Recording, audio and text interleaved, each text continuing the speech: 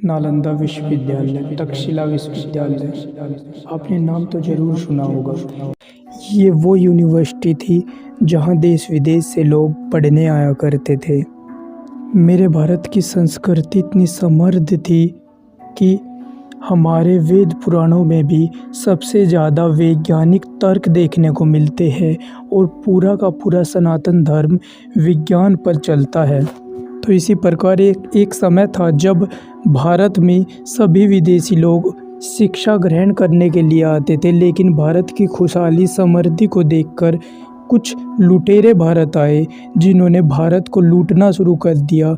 लेकिन उनके सामने एक बड़ी समस्या थी कि भारत को कैसे लूटा जाए, और उनके लिए सबसे आसान तरीका यही था कि जब तक हम भारत की संस्कृति को तबाह नहीं कर सकते तब तक हम भारत से लूट खसोट नहीं कर सकते।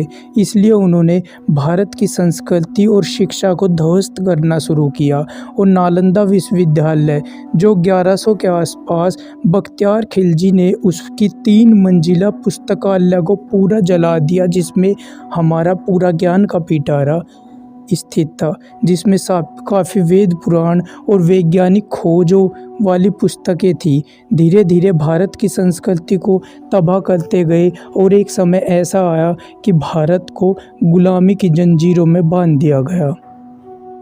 लेकिन इन सब बेड़ियों से हम एक दिन आज़ाद हुए और आज़ाद भारत का निर्माण हुआ।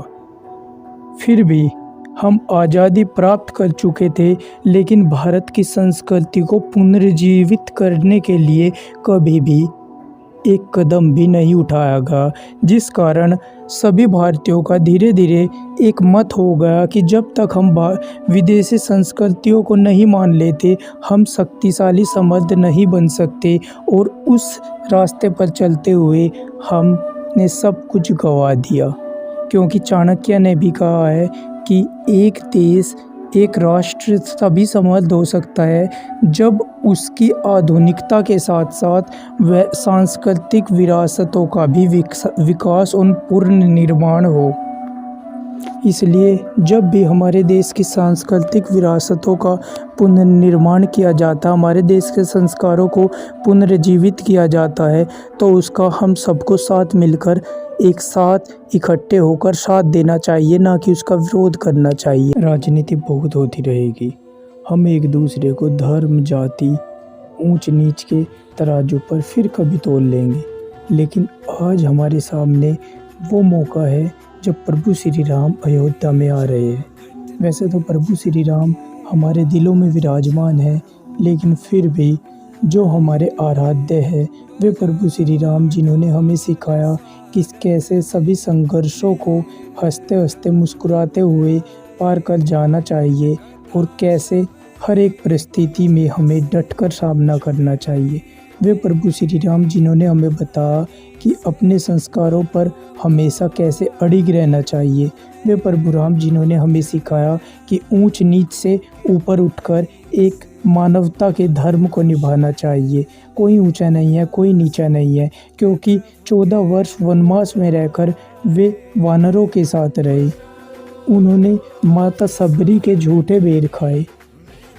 तो वे श्री राम जिन्होंने सबको एक साथ एकता से रहना सिखाया और हमेशा धर्म पर अपनी मर्यादा में रहकर चलना सिखाया, उस आराध्य को हम सबको साथ मिलकर, एक साथ मिलकर उत्साह के साथ इस पवित्र दिन को मनाना चाहिए। ये 22 जनवरी का दिन बहुत ज़्यादा ऐतिहासिक है और ये पल आपको हमेशा नहीं मिलेगी, क्योंकि एकमात्र आप ही वो पीढ़ी हो जो इसको अपनी आंखों से देख पा रहे हो।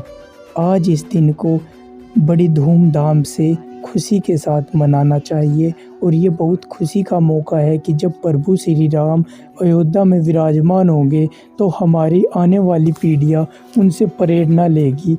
जब पूरी दुनिया में हाहाकार मच रहा होगा, मानवता खत्म हो चुकी होगी, तब हमारा भारतवर्ष सबके लिए एक मिसाल बनकर खड़ा होएगा, क्योंकि हमारी आने वाली पीढ़ियों के संस्कार प्रभु श्री राम से उत्पन्न होंगे, उनको देखकर वे आगे बढ़ेंगे। ये हमारा दुर्भाग्य है कि हम राजनीति को देखते हुए अपने आराध्य को भी मानने से पीछे हट रहे हैं।